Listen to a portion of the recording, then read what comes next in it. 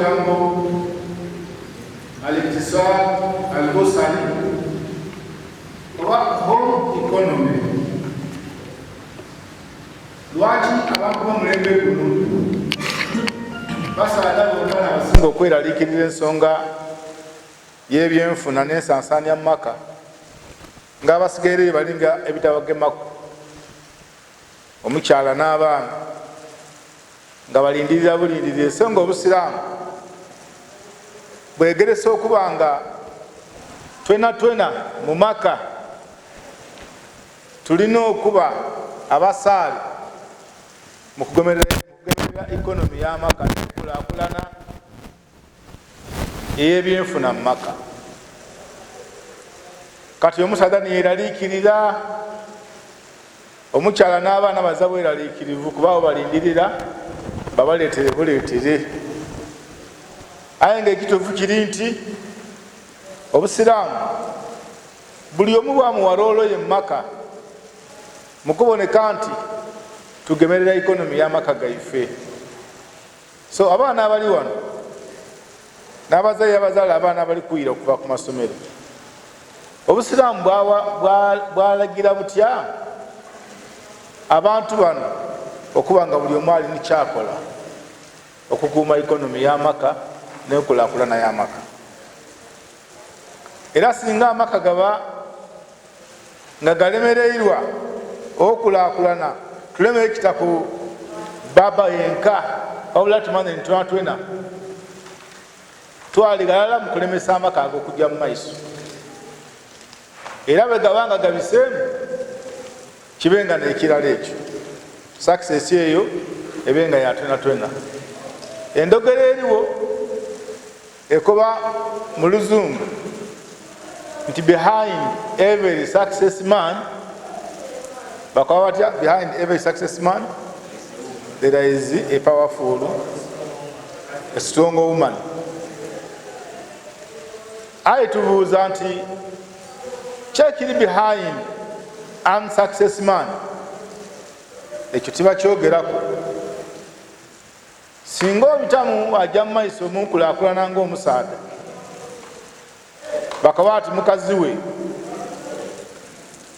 w'amaanyi era amuyambye kinene kuba nga akulaakulana, bwe biba bideemye bavumirira muki musaada yenka. Musaada oyo tategeera musaada oyo. So okusookera ddala nenda tutegeere nti obusiraamu butukubiriza okukola.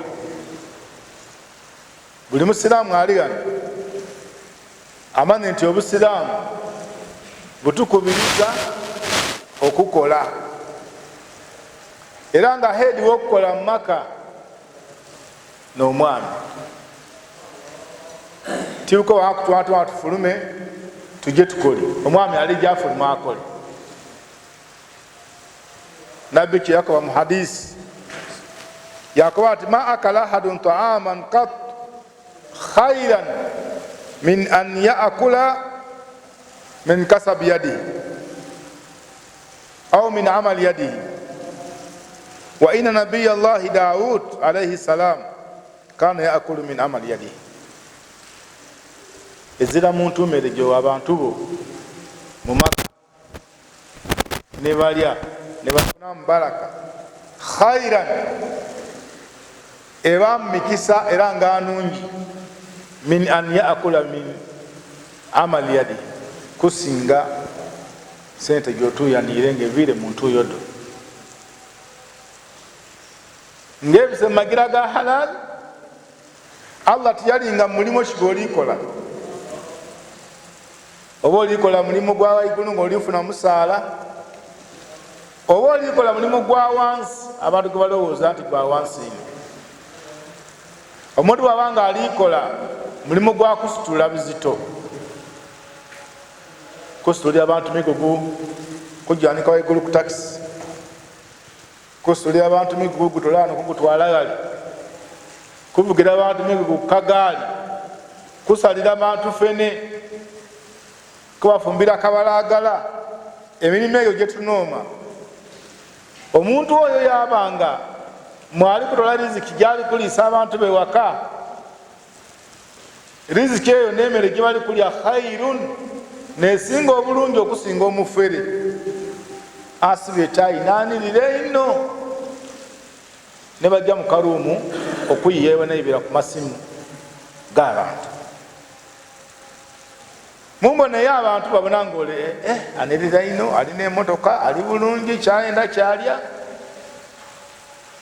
aye nga obukugu bwe yafuna bakukubira isimu kuko batingizamu namba diti olijja kuwangula, yingizamu pini eti sooka oweerezeyo sente diti, kufera.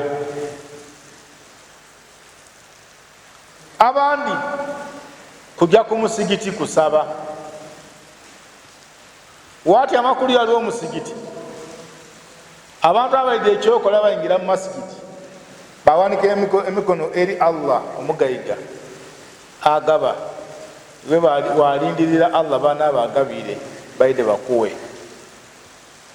ng'oli kulya wa musigiti.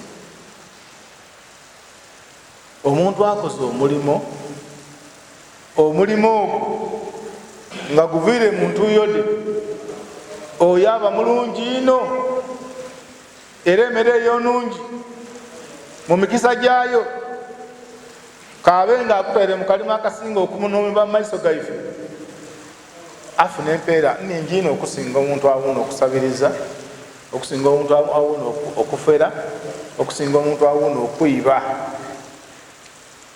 So hadisi eno eritukubiriza kukola. N'olwekyo mu kukuuma ikonomi y'awaka wateekera okubaawo omulimu mu maka omwo ogukolebwa, naddala head w'amaka ago nga ni muzeeyi baaba. Buli lwobonanga amaka nga muzeeyi tafaayo, tafuluma kukola, mana nti galingirirwa obulabe bw'amaani ino, kubanga either gabaawo mu mbeera ya kuferafera oba abantu okufuluma abagalimu okujja okusabiriza. Nabbi sallallahu alaihi wasallam alimu yaidibwa yaali omusaadde omunakyalo yamusaba ku buyambi, ayi nabbi edi kyakola. Nabbi sallallahu alaihi wasallam yamugulira mpasa,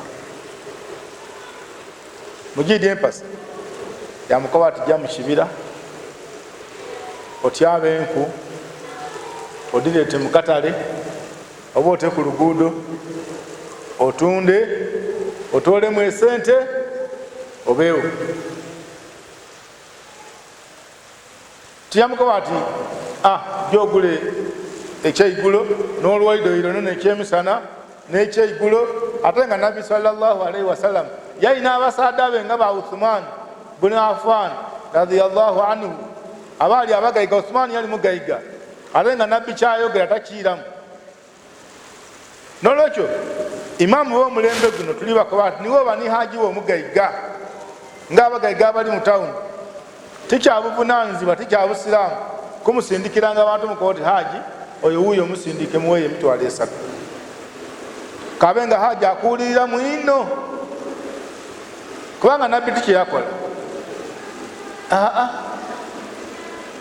Era ebintu byeyasabanga basahaba okola nebyo ebigasa abantu ebyabalala bahaji tubakobe abalina sente nti simiragana abantu naikonta bafuna amaadi ag'okunwa. Era ekyo Uthman nikyeyakola bwe yagula biiri Roma, ensulo eyali mu Madiina ng'eri mu musaada atali musiraamu, ng'omusaada oyo aguza abantu amaadi, ayi gaali ga bbeeyi. Ensi y'e Madiina bahaji abajjayo mugibona amaadi gaali ga bbeeyi ate nga bagali mbwetaavu. Uthman radiyallahu anhu kyamugemaku, yasooka yagira ategeragana n'omusaada oyo babe nga basharinga abeeko n'akasente kamuwaayo, ono asabire ku bantu bbeeyi y'amaadi abatopingirenga kubafunenga amaadi ago ku bbeeyi entontono nga ebiwandibaire wano. N'omuntu alina naikonta ng'atunda amaadi nusu 5 wajja wakuba oti buli alina amaadi ekidomola muweere ku 2.5. ombalire ebidomola nze nite nkusasule esente ntopinga 2,500 oweze enusu 5. Ebintu ebyo gavumenti edenda abantu baado eriyo gavumenti nga dibikola. Iwe ojja mu katale wagula ekintu ku bbeeyi walowooza ngaoti naye bbeeyi yakyo era wakuba oti mu nsi eno nga tebaseera kintu gundi aye nga gavumenti yakuteera kuyira kwota oba half ya kosti y'ekintu ekyo.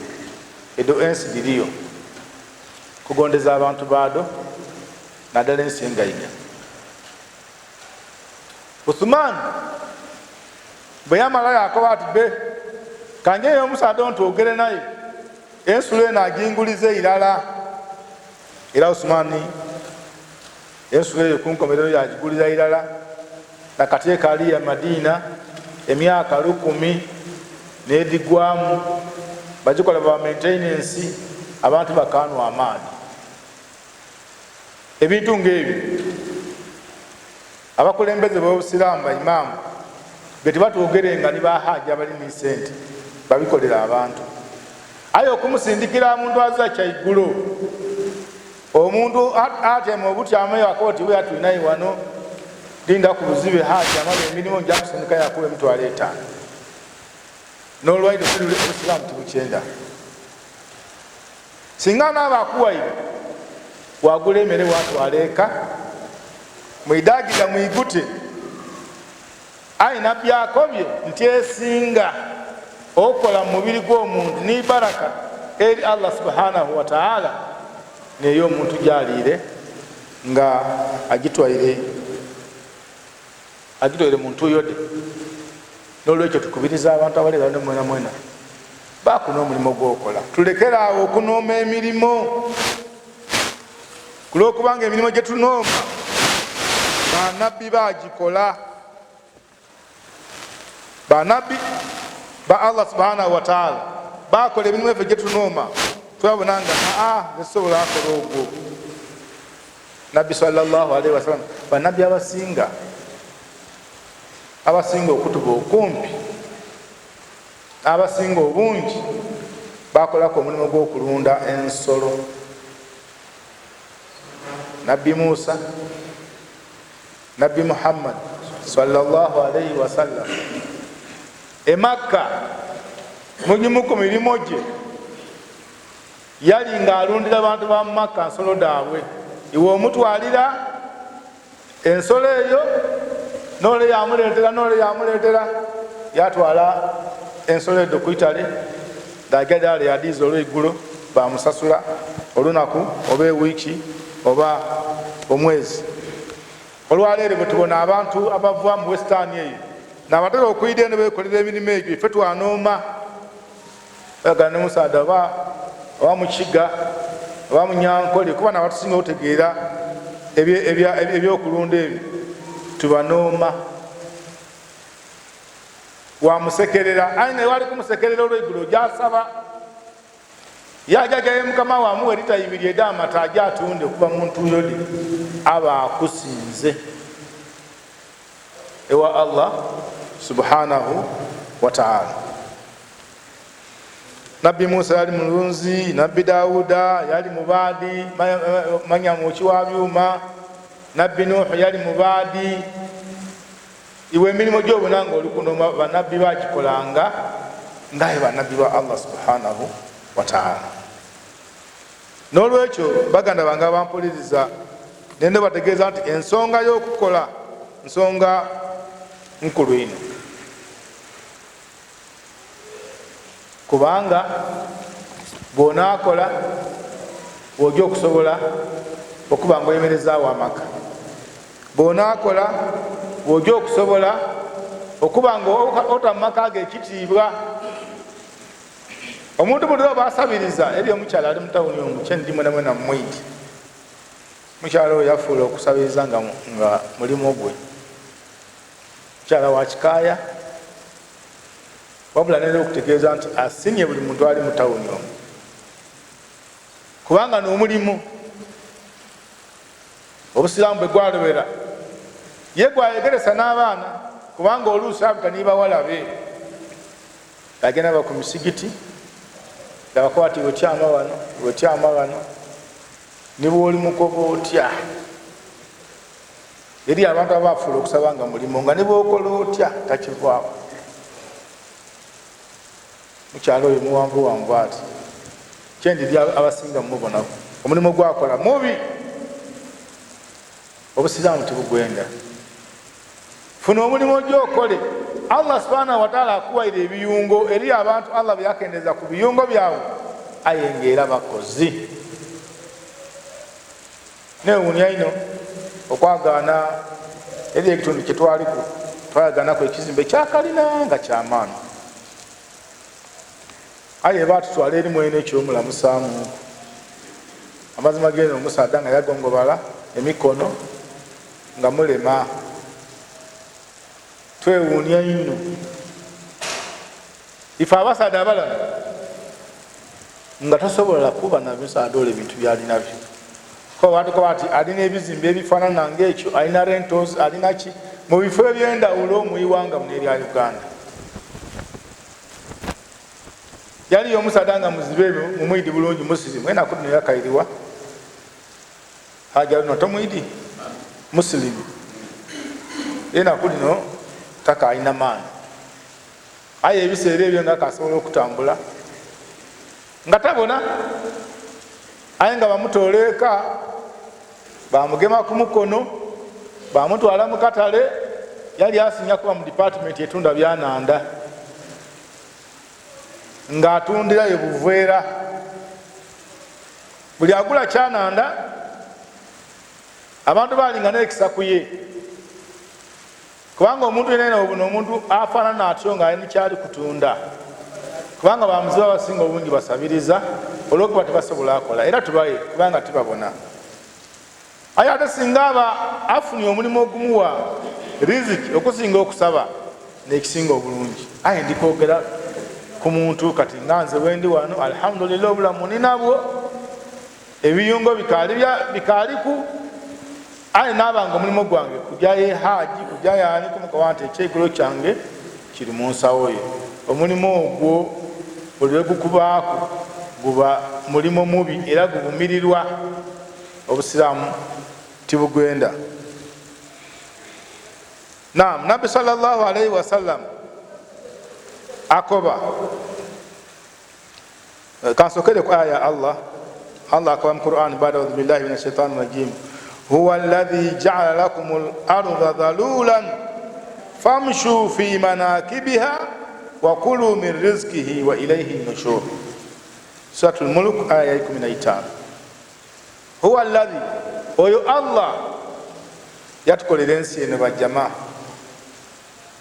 Bamala okuba okola ensi eno yagitaako ebyengera nga kino amaadi agava okugwa gagwire gatunga bwe gagwire nga kyengera gajja kufulumya ebibala ebikaaga ebiwoomerera ebikambayiga ebizira tesi yonayona biri gyafulumaayo ku maadi ago. Allah kyakuba yusqa bima'in wahid. Allah subhanahu wa ta'ala abitondesa amaadi n'amalala. Yogya wasimba wale kamulali, wasimba wale kikaado mu compound yo, wasimba wale amatooke, wasimba wale omuyembe, amaadi agagwa n'amalala ago. Tolowooza oti eitonde eritonda ku kamulali lindi n'eitonde eritonda ku bikaado lindi. Amatondo naago aye bwe bifuluma Allah yabewa test nga yandawo kire kyakawa kire kyawoma kire kyakambayiga kire kizira testi byona byona bakoba ati buli kyolya kirina omugaso eyo nensi. Aye Allah akobye ati niye yagibakolera atyo yakoba ati dhalulan nga buli ketwenda kirimu famshu fi manakibiha. Nolwekyo mutambule buli mu nsonda yansi. Iwe otakoba oti nze byanema. Statement eyo muze byalema buli kyenkola tikiida nolwekyo nasalawo okwetyamira tikiida. Allah akubye ati mutambule buli mukanomero kansi eno wakulu min rizqihi. Allah ajabawa mu riziki. Tambula bwobanga wali ku mungo ye dadeema era ku mumanda otunda amanda obona era ku mukufumbira abantu ebyokulya obone Allah ayinza okuba nga nigata riziki yo n'olwekyo mutambule mukole ku buli kyona ekisoboka Allah kwajosinzira okuba wa riziki ye aya ate muteerabira nti wa ilaihi nushur mujja kwira eri Allah subhanahu wa ta'ala. Aisha radiyallahu anha mu hadisi eno atukoba qalat Aisha akoba qala Rasulullah sallallahu alayhi wa sallam owekitiibwa nabbi sallallahu alayhi wa sallam yakoba utulubu rizqa munone riziki mufulume muje mukole totenduka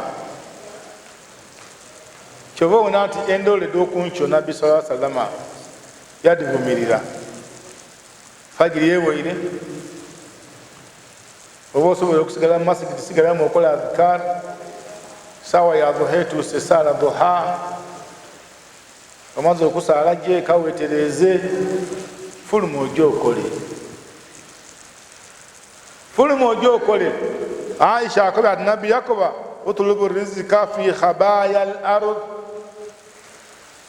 munone riziki niwe banga eri muitaka wansi mukidinga ebyobugaiga ebisinga amaani bina muitaka niwe kiba kikwetagisa kusima nga bano baganda beva abasima omusenu abandi bagusima munanda abandi bagusima mu bibali eyo sima omusenu bamatafaali tyabenku kola buli mulimo gwona gwedi nti gwidako wa riziki. Aisha radiyallahu anha akoba ati nabbi sallallahu alayhi wa sallam ekyo nikiyatukoba. Wa an ibn Mas'ud radiyallahu anhu anna nabiyya sallallahu alayhi wa sallam qala talabul kasbi faridatun ala kulli muslim. Ibn Mas'ud yakoba talabul kasbi okukola ngononya kufunamu mpiya kyaiteeka ku buli musiraamu. Iteeka naddala abasaada okufuluma tujje tukole kubanga titujjasobola kwemererawo baada Allah otulako nga tukoze. Allah atuwa riziki aye tajagitola mu igulu. Babanu Israeli n'abalyanga emmere ng'eva mu igulu Allah ng'agibayisa buyisize. Eno umma ya Muhammad sallallahu alayhi wa sallam tuli riziki Allah nga n'agitawo agituwaire baada ittihad al asbab nga tumaze okukola amagira ago Allah kwasinzira okutuwa riziki. Tajatuwa nga tutyaime tufulume tujje tukole. Walaysa lil amal fi l islam wa majalatuhu hudud. Emirimu mubusiramu giziraku kukoba nti guno obusiramu bwe gwenda guno tugubwenda maadama nga tugwingiremu halal ebyo Allah subhanahu wa ta'ala byaziyiza. Buli mulimu gwona Allah asobola okuweera mu riziki. Abantu abagaiga bajjama bw'oba ofunye chance n'oyogeraku nabo n'otegeera entandikwa yaibwe oyinza okwewuunya. Toyirayo kunooma mulimu ng'otegeire abagaiga batandika batya. Iwe kyonooma kyokubanza tikola ogwo mulimu. Abantu erabira nga Allah akyusa embeera. Muzeeyi wayinza okuba nga yali mugaiga. Ife tukulire ku bugembe kuno ate mu kifo kyene kino etwajanga mu tawuni eyo abagaiga abaabangayo mu tawuni eyo abayogerwanga esaawa eno tina abagaiga b'ekibuga batabane baibwa abandi abatasobola ategeera akola batambula ba ku street. Ife tubaidi tuyali mutabani wa gundi haji gundi yali wa amaani aye ng'esaawa eno ali ku street.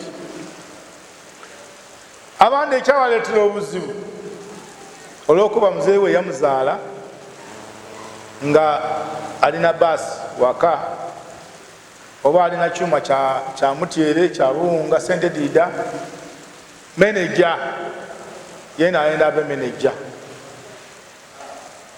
so nga yandibairayikiriza yatandika nga muzeeyi we bwe yatandika abantu zaliba nga muzeeyi agaigawerayo nga tolidi gye yava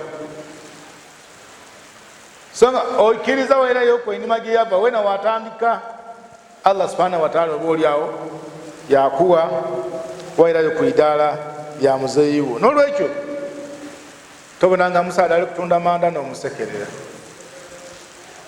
otinze newuunya abantu musaada aboneka oti wabuvunanyizibwa yatunda manda yafuuka embooziyo olibona alivuga bodaboda asindika akagaali ali kutambuza amaida amasiike buli alina mulimu gwalikola tomusekerera kubanga obusiraamu tebwataawo had asobola okutandikira eyo yaba mu bantu abali kujja okuwa emboozi ku gyenvuddewe ng'oli kwewuunya bwewuunye nga nibe naakedde omu kibuga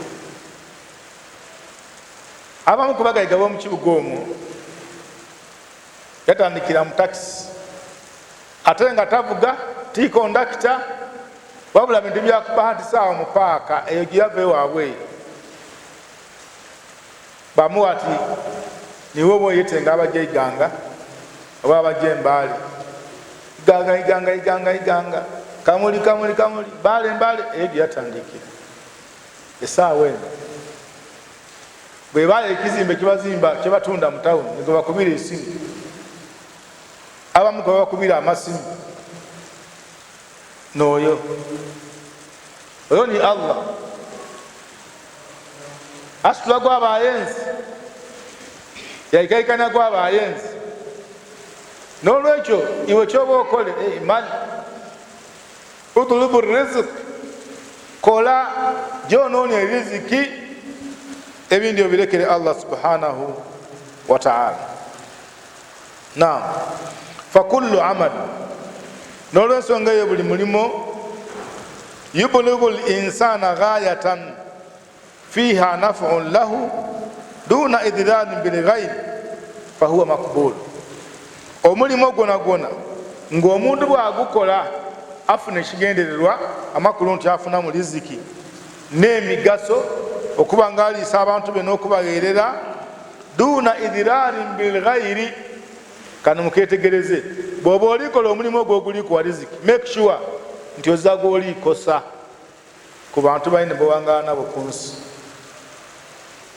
amakulu wantu tutoyiremu abayibi tutoyiremu abatemu tutoyiremu abafere kubanga akabya duna idhirarin bilghayri make sure nti omulimu ogwo tolikosa bandi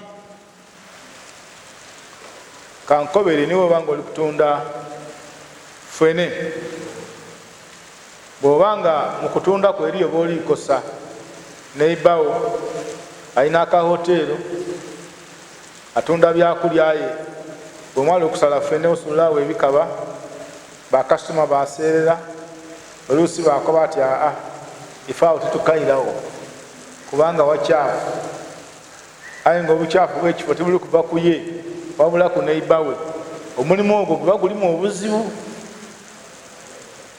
omulimu gwona kola ng'oli tolikosa neiba duna idirarin lilghayri kola nga tolikosani neiba mutese naye bwe kiba kyetagisa kuyondangawo katugeze nti fene bano bamaze okulyamu funa akaveera kebali kusulamu ebintu ebyo kale akobye ogwo omulimu n'okukola ki duna idirarin bilghayri naam قال النبي صلى الله عليه وسلم نبي يعقوب لأن يأخذ أحدكم حبله ثم يغدو إلى الجبل فيحتطب فيبيع ويأكل ويتصدق خير له من أن يسأل الناس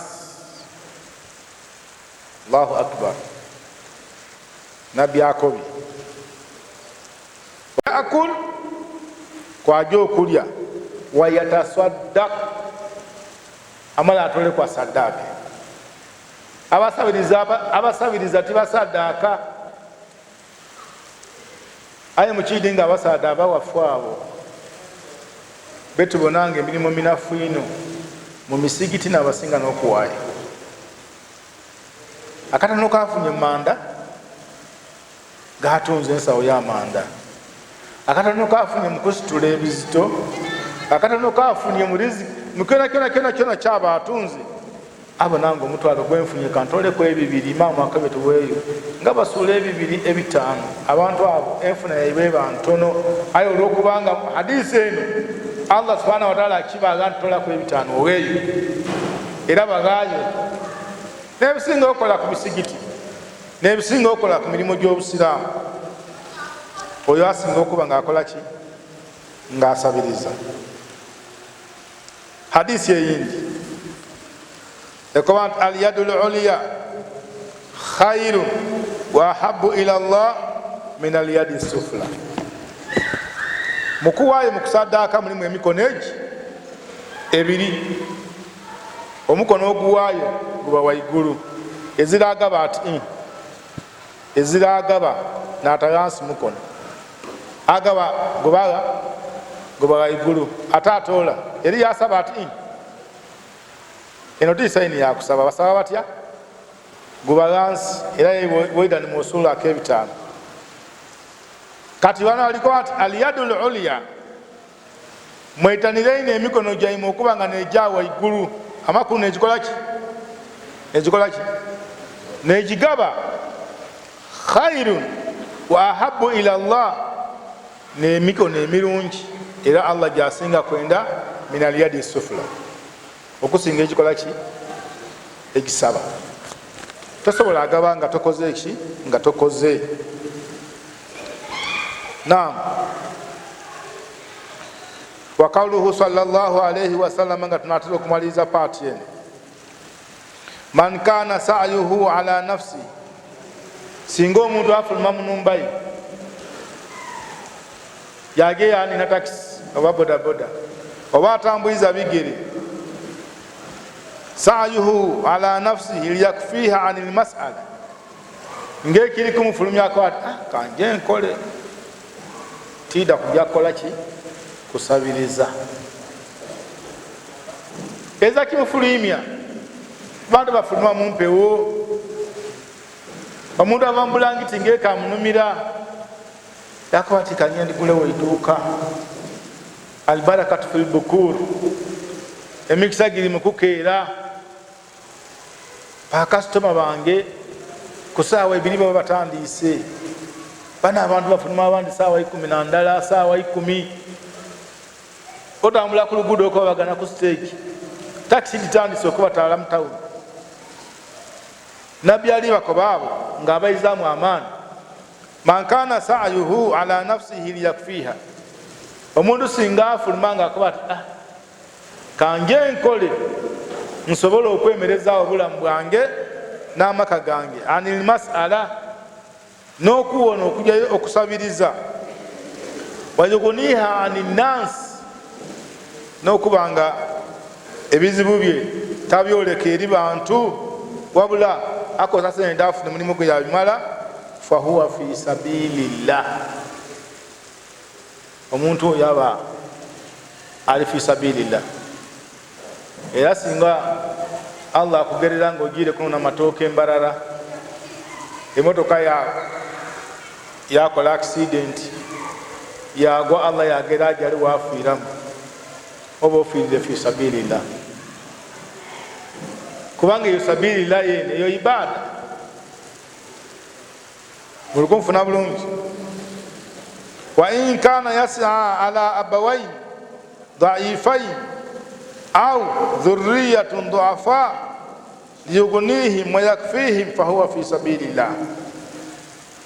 Ate kibitirira singa omuntu ono abanga ali kufuluma ng'alinayo okunaaba nafu abandi bazaire baba bamuzaala, era nga bona aliko batuma embagawo nani anaabawa, ewange nina ogula omutyere kilo 2 ni maama amuweerezeko ekiro, fahuwa fi sabilillah, era yena aba ayongeireku okuba nga ali mu njira yani njira ya Allah subhanahu wa ta'ala. kyova Allah yakoba ku lunaku olwajuma nga luno nti fa idha qudiyati salatu fantashiru fil ardi wabtagu min fadlillah. Tikitegeeza juma yonka, buli swala yona yona abasiraamu bwe tubanga tugimaze omaze adhikaara okutolako ngoidi nti maze okukola n'okuteekateeka olunaku ayo tatyamanga bwomu oti Allah naidi adakumpa riziki Allah mwene gwolikoba nakola ati fantashiru musaasane. Buli omu ajja aikolewo omulimu gwakole, tutasigala mu musigiti kulindirira bagiire ekola kabaka wandi haji weisuukayo nikwendayo omutwalo nikwendayo 15. Twena tujje buli omu agezeeku okunoonyaki okunoona omulimu.